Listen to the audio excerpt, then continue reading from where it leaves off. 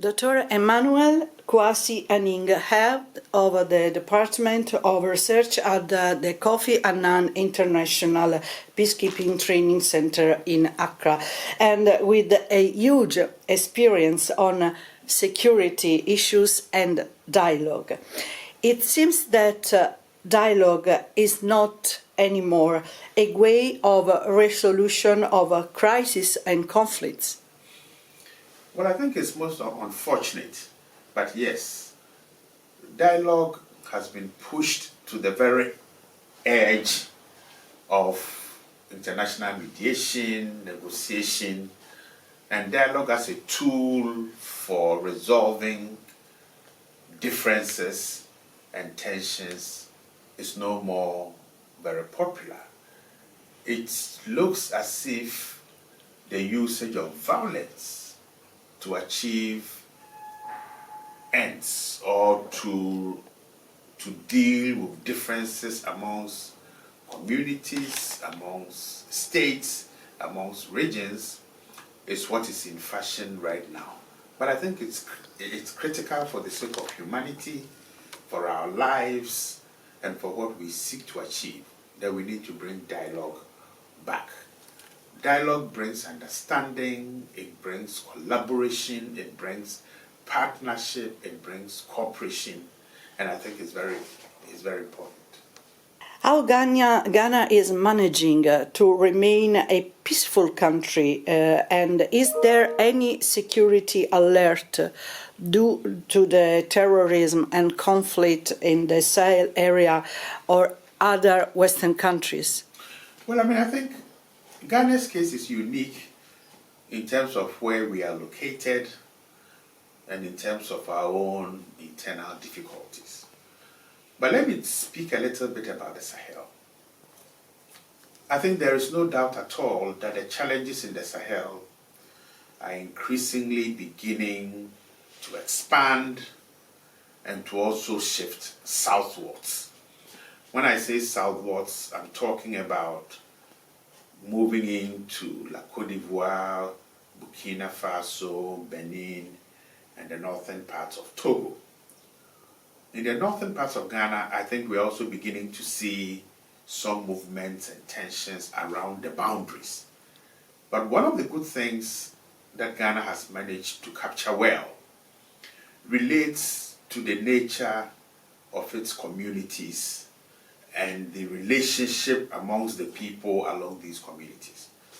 Ghana has been a peacekeeping, or what we call a troop contributing country, for a long time. And we've learned from our international exposure and from our experiences resolving domestic conflicts that you keep extremists and terrorists at bay by building strong, resilient, functioning communities. I think there is a certain misunderstanding within the international conversation that poor communities are not resilient. Resilience is about how ordinary people, particularly in rural areas, decide for themselves that what we have managed to achieve, even out of our poverty, is so important that we need to protect it. And protecting those little material goods makes them actually even more sensitive to anything that might come from the outside that will threaten what they have got. So in Ghana, we have community resilience, but also a state-driven set of activities that seeks first to clarify and inform about what the potential threats are. Clarify and inform what ordinary communities can do. So let me speak very briefly about two things. One is the National Peace Council that seeks, through its activities, to ensure that peace is understood as a common good. That together as communities, we can identify what threatens us, what creates fear, and resolve that. The second thing that builds resilience in Ghana and has helped the country to resist, to push back, is about civil society's role. Diverse, different, robust, and engaging government consistently on all aspects, but also, equally importantly, on peace and security. So I think for us in Ghana, yes, there's an ever-changing, constant threat along our borders. But the combination of resilient communities, of state intervention, and the role of civil society is contributing to keeping the country safe, at least for now. Let's go far away, but now we are all interconnected, so it does make sense to talk about borders. How do you think Africa will be affected by the ongoing war in Ukraine? Well, I think the Russia-Ukraine war, let me say this, and I think has not come as a surprise. I think the international community has failed over time to understand the role of a resurgent Russia. It's because most of us don't want to bring history back into the way that we understand international relations. We don't want to bring back the role of history and identity in how it drives the way that states behave.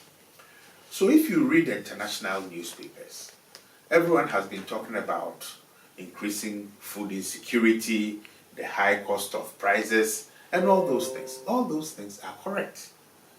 But there are other things that I think will impact on Africa's relations with Europe in the longer term. One, we have seen the amazing rapidity and openness with which European countries have accepted Ukrainian refugees.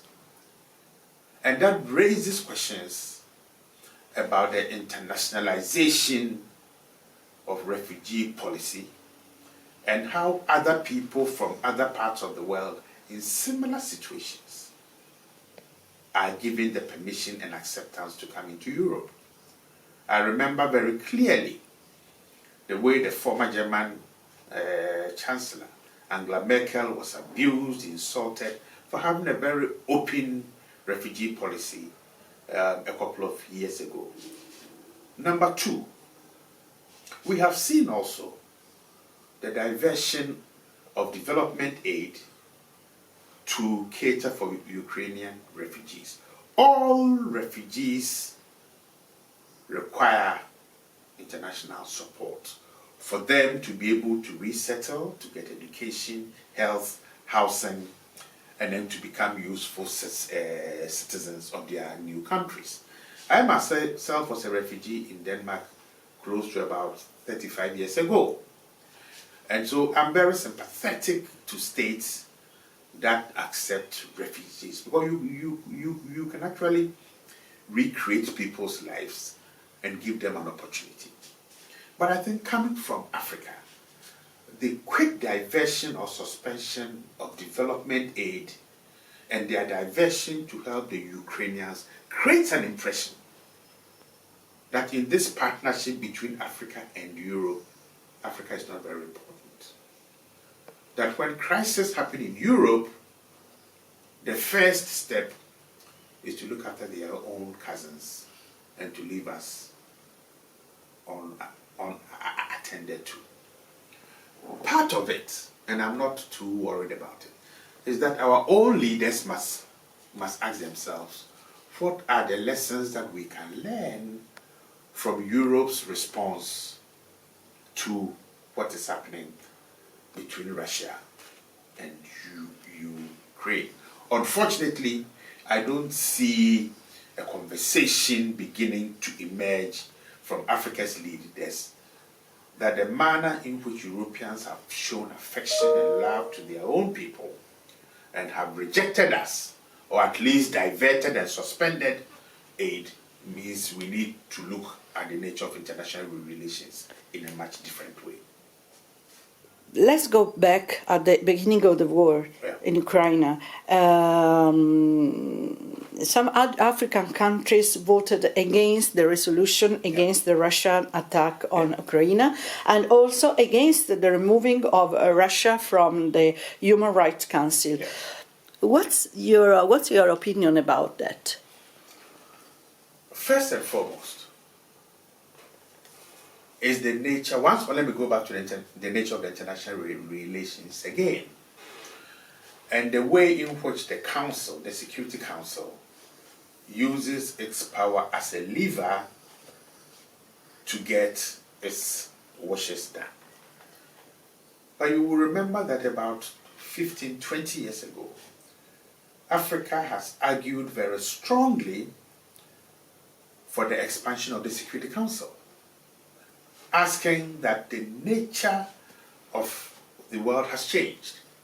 Africa has got agency, and that Africa needs 2 permanent members representing its population of close to 1 billion people on the council, that the council needs to be expanded.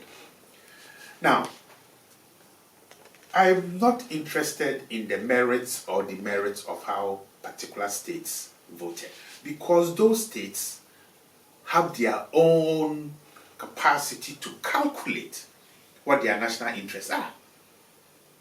Okay, so yes, first on the General Security Council vote, the General Assembly vote, and then the Human Rights Council, you would notice that there are quite a few countries that voted for the resolution in the Assembly, but also changed their voting pattern when it came to the Human Rights Council.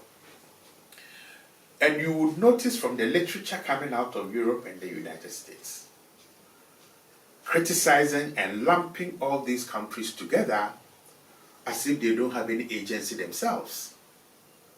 And therein lies a misunderstanding of the emerging geopolitics, in which African countries are seeing a resurgent Russia. And for us, I don't think this is an issue about human rights, violence, and abuse. I think Africans are seeing a resurgent Russia that lost a bit of its power when the Cold War ended. There is still some nostalgia for Russia because it supported our anti-colonial struggles. There's still nostalgia for China because it started to invest in our infrastructure.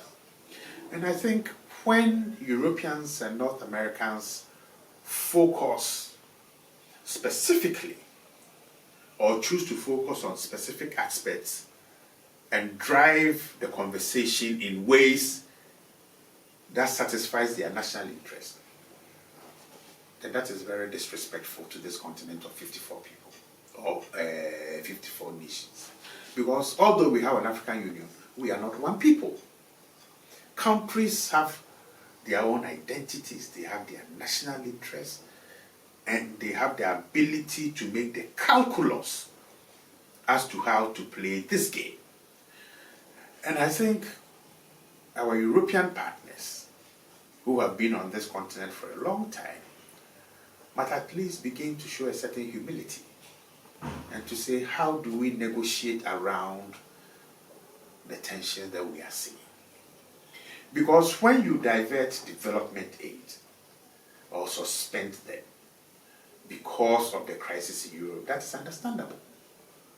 But I think there should be humility also in understanding that countries with agency would also decide what their national interests are and will act accordingly. So I think we are going to see a new realignment of the relationships in the aftermath of this war.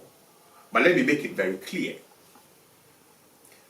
that the attacks, the bombings on civilian targets are all against international humanitarian law. And I think even in all kinds of conflict, it is critical and crucial that the laws of war are followed. Certainly from the images that we are seeing it looks as if some of those rules of law have been abused. About the Russian presence in some African countries, it's very controversial, the presence of a paramilitary group, which is called Wagner. What do you think about this group? Well, I think once more I want to bring history back in. Mercenarism has been a problem on this continent for a long time. And I think in talking about history, location, and identity, I think it's important that we bring history back in. Mercenaries have worried this continent for a long time. And some of those who are making the loudest noises are those who from the 1960s have had mercenaries located in their countries, have had mercenary companies causing havoc on this continent. Let me just mention two things very quickly. The difference between the Wagner group and the other groups who also all committed atrocities on this continent. Some of them murdered presidents, some of them murdered prime ministers, is that in those days those groups were located within states. The difference with the Wagner group is that the Russian state claims it is not working on behalf of the Russian state. But I think there's a bigger question about why the Wagner group right now. And I think the bigger question relates to the effectiveness of security force assistance. If you look at all the countries that the Wagner group is playing a role in, particularly Mali and Central African Republic, the international community has provided security force assistance to different governments over time. The question that it raises is that was security force assistance in terms of equipment, training, doctrine, were they provided to build the capacities of the Malian state and its armed forces, or the Central African Republic and its armed forces, or that these capacities or this security force assistance was delivered primarily as business? That we will give some equipment, some training, new doctrine, how to fight, but the essence was not to fundamentally change the operational dynamics. And therein lies the question about the Wagner group. Should atrocities be accepted? Absolutely not. Okay. But when a government or a state is desperate, it will stretch its arms to anyone who would provide that kind of support. Okay. So if we want to talk Wagner, then the question becomes, what are the military operational needs of the Malian state? How do we provide that capacity in terms of equipment and training to transform them very quickly to be able to fight the war? Now, if countries have been there for close to a decade, and we haven't built the capacity of the Malian army, then it raises concerns. I think fundamental questions will need to be asked. That if you look at the Sahel, I don't know how many military type establishments are there now. But the more different groupings are established in the Sahel, and the more security force assistance is delivered to all these countries, the weaker their capacity to be able to fight and win the war. Now, when people are pushed to the war, their desperation is such that they will look for any capable force to form a partnership with. So we have a responsibility as the international community to say, how do we build the capacities of Sahelian armies in a manner that responds to the operational challenges that they are facing. And here I don't have any doubt at all that I can conclude that if you look at the types of assistance provided to a lot of these countries over the past decade, they are not fit for purpose. They haven't provided capacity.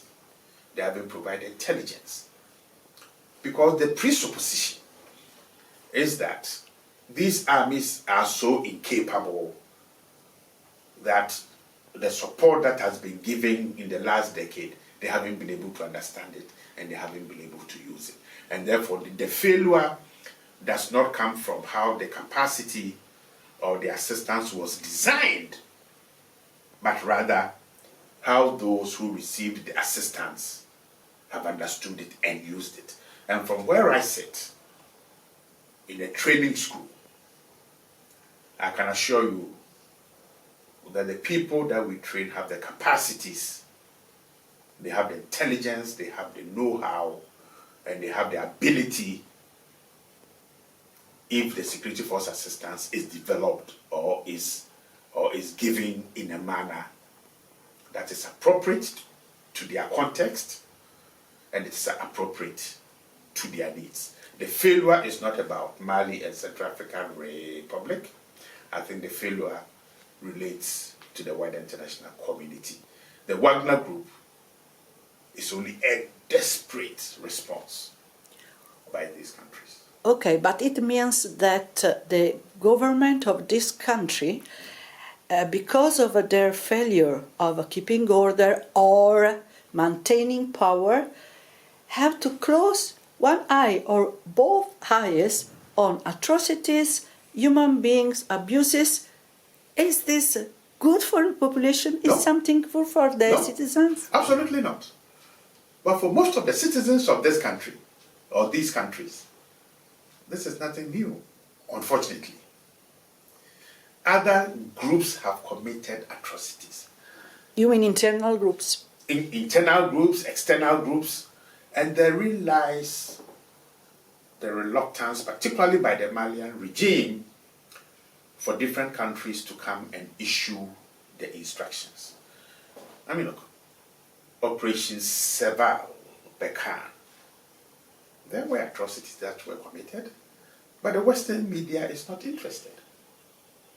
The Western media has not profiled these atrocities. Because if you look at the language that is used to describe the Wagner Group, and the language that was used to describe the atrocities by Seval, Bekan, and even the French Legion before they were disbanded, let's not forget that we all use words in particular ways because we have an expectation and a hope that the way we write and argue will bring about some change. Do I like the Wagner Group? No. Do I want them to come to Ghana and trample on people's rights? Never. If we don't want the Wagner Group, or groups such as the Wagner Group, then in doing the partnership and extending security force assistance, at least listen to me. What are my needs? What are my weaknesses? What equipments do I think I need to be able to fight, to repair, to maintain? Don't look at the business lens and say, were I to give kwesi these types of training, equipment, and send in my experts, we will be able to make some profits, and then whether it succeeds or not. Because the withdrawal from Afghanistan has shown us clearly that on critical security force assistance does not work. It doesn't build capacity. It doesn't create opportunities for countries to defend themselves. And we've left Afghanistan, the international community has left, and it's as if nothing has happened. When you do that, then you create the opportunities for countries and governments that are desperate to ask groups like the Wagner Group to It is not the failure of those governments, it's the failure of the wider international community to provide the assistance that is needed. It's been a long time now that the geopolitics in Africa has been changing. Yeah. New actors, new alliances, new economic agreement and partnership.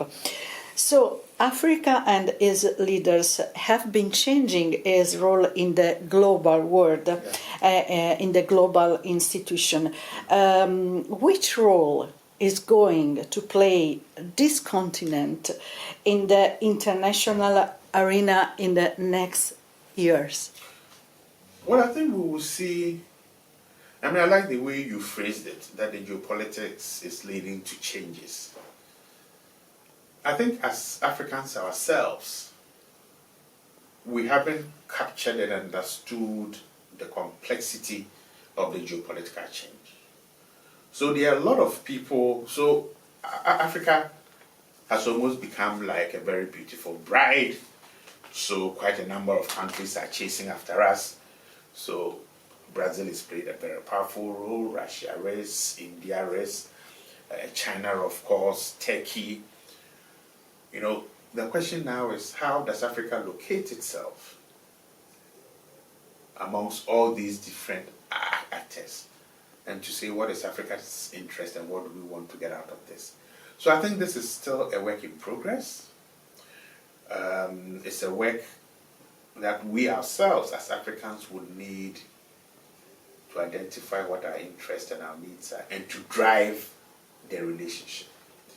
That is going to take some time. So I think for the next 3 to 5 years, it's going to be very fluid and dependent on how the war in Ukraine pans out. It is going to have a very dramatic impact on how the continent relates to Europe, to Russia, China, and to India in particular. I think Turkey and Brazil will still be there, but the real shifts and power players here will be India, Russia, and China, and of course with Western Europe as well. So European will lose a little bit his role, his previous role in the continent. That is for sure, or at least it must be on some balance between. I think Western Europe has been losing influence on the continent for the past decade. It's slow, but it is perceptible. Because as Africans become more aware, first of their history, but more importantly also of where they want to go. And then the manner in which Europe accepts and deals with a resurgent Africa means that Europe is not really ready for this new resurgent continent. And therein lies the ability of other countries to be more aggressive, more opportunistic in saying this is what the continent wants, and we are willing and prepared to give it to them. The last question, Yes. just in few words. Yes. You are an expert of conflict resolutions. What's your opinion about European Union and US dealing with the war in Ukraine? I think the responses to helping Ukraine have been hesitant, they've delayed, and the type of support given to Ukraine is not what the Ukrainians need, but how Europe perceives and the US perceives their interest as best served in providing that type of support. 2 relates to the issue of energy. And here I want to say this very clearly. I think the European capacity to do risk assessments of what potential threats Russia posed failed dramatically. Because Mr. Putin just didn't wake up one day and decide to do what he's doing. There have been signals and pointers for a long time. Finally, is that I think both Europe and America are looking at reconstruction. In the aftermath of the war, there's going to be a big fight just like in Iraq and in Afghanistan. And I think that raises concerns about the quality and the magnitude of the support that is being provided. Thank you very much. Thank you.